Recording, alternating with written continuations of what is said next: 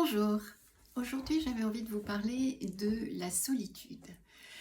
Alors il y a plusieurs sortes de solitude, la solitude pleine qu'on va remplir par une relation de soi à soi qu'on a petit à petit mis en place, qu'on a rempli, c'est-à-dire qu'on a mis de l'amour de soi à soi, de différentes manières, prendre soin de soi, être heureux d'être seul, savoir se retrouver, savoir être en osmose avec soi-même. Ça, c'est une solitude pleine. La solitude vide, c'est une solitude où on va mettre entre les mains de quelqu'un notre propre bonheur, c'est-à-dire qu'on va déposer chez d'autres personnes, que ce soit des conjoints, que ce soit des enfants, que ce soit des parents, que ce soit des amis, que ce soit etc. On va déposer notre bonheur entre les mains de ces personnes et on va en fait imaginer que notre bonheur n'est que si on est avec certaines personnes ou que si on est en lien avec certaines personnes.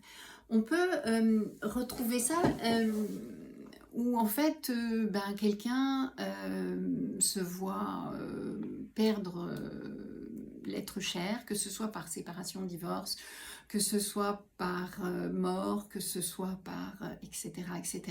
Et là, tout s'écroule. Le monde s'écroule.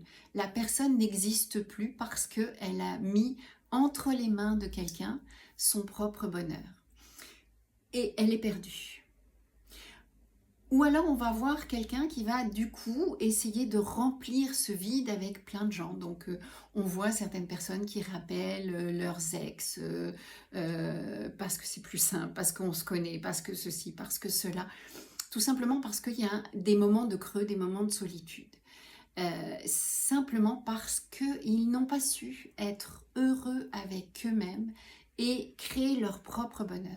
Donc ça va générer ce manque et l'idée de rappeler un tel, une telle à son bon souvenir. Non, non, ça se passe de soi à soi.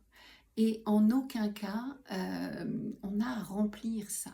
Comment on crée justement cette solitude pleine qui fait que on se sent bien avec soi et on est heureux de se retrouver avec soi.